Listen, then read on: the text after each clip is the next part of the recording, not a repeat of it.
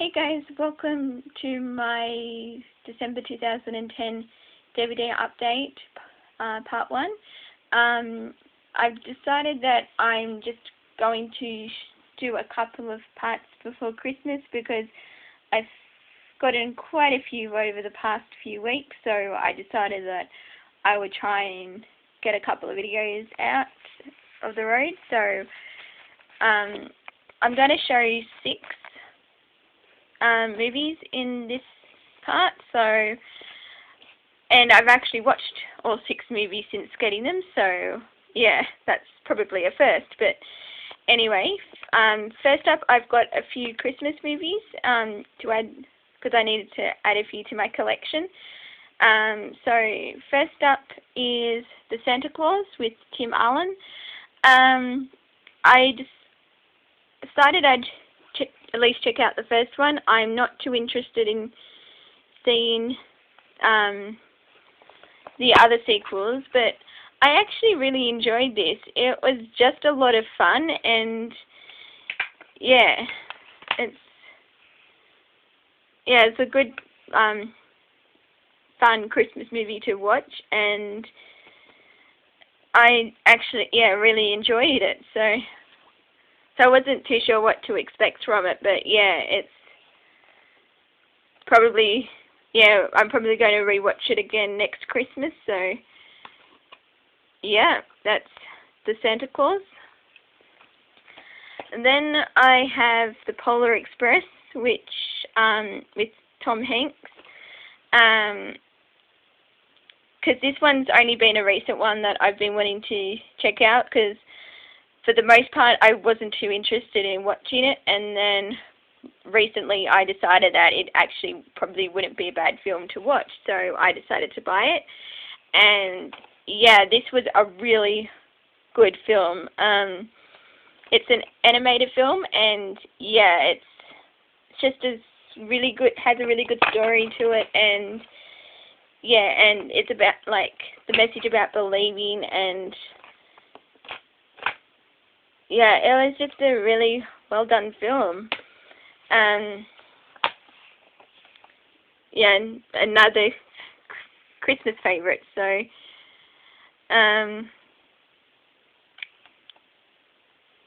yeah, it's just and yeah, the animation was superb in this. Highly recommend checking this film out.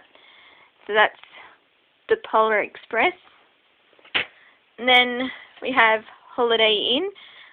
I loved this film. That's basically all I can say, really. I've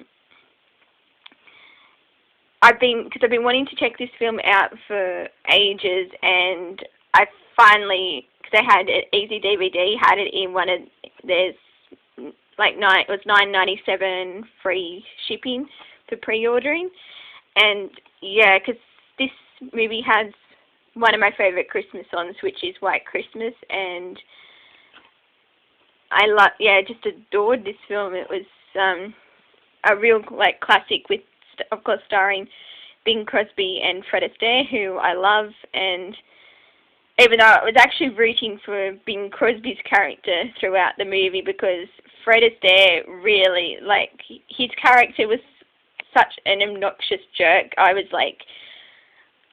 spent most of the movie wanting someone to punch his character, so, which I guess says something if, it makes you react a certain way. It's like the actor's done a good job in doing so. But yeah, I loved this film. Another favourite, so that's Holiday Inn.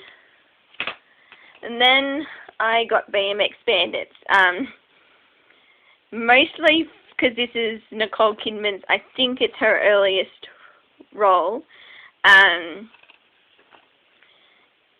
Yeah, I think it says she's 17 when she did this film. This is an Australian film.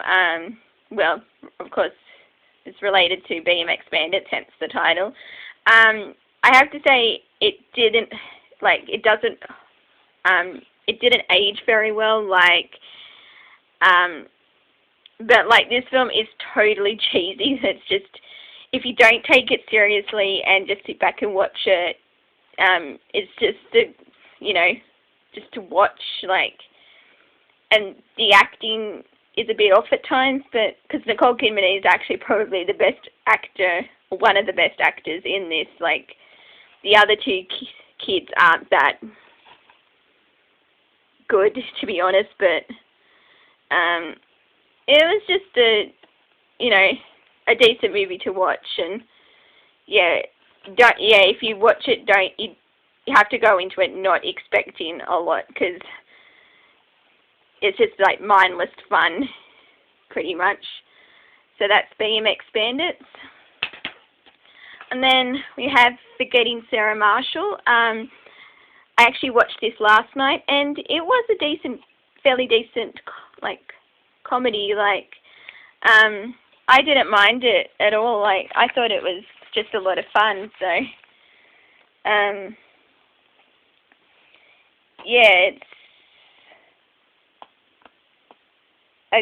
it's just a fun little movie. Because I actually loved Russell Brand in this. I thought he was fantastic, and because one of my favorite, because I loved how they kept showing clips of, because, like, obviously Sarah Marshall's an actress in this movie, and it's and how because she's in this, like, CSI Miami show, like, mock-up. It's a send-up of CSI Miami, and I just loved how they kept showing the clips of the show, and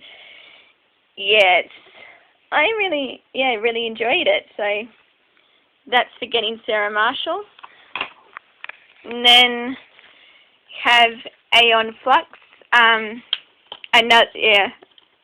watched this movie a couple of days ago, and I again really liked this movie. I actually wish I'd seen it in the cinema, because I think it would have been really awesome to see, but I obviously didn't see it in the cinema. So, but this was a fun movie to watch. It was, and that's all I can really say. I just liked this movie. So that's Aeon Flux. And the last movie for this part of this update is The Queen. This was a really well done film. Helen Mirren was amazing in this, and she totally deserved her Oscar for this, because you could believe she was the Queen, and she really captured her, and it was a really well done film. Because this movie chronicles the days after Princess Diana's death, and it's the Queen, like, the royal family's being hammered in the press for not being public in their grief, and it's because she's trying to struggle with her loss as well as dealing with because it's unprecedented. Like, she doesn't know how to cope, and because, like, there's Tony Blair who's trying to convince her to show public emotion, but it's not, like, the royal family, like, they're used to being private, and that's how they want it, but then the public that's not what the public wants. So it shows the conflict between because they want to remain private, but this is just a really well done film, and I highly recommend it. It was perfect, pretty much. So that is it for this part of my December 2010 update. My next update will probably be in about a week, because I'll probably get in another one before Christmas. But until then, I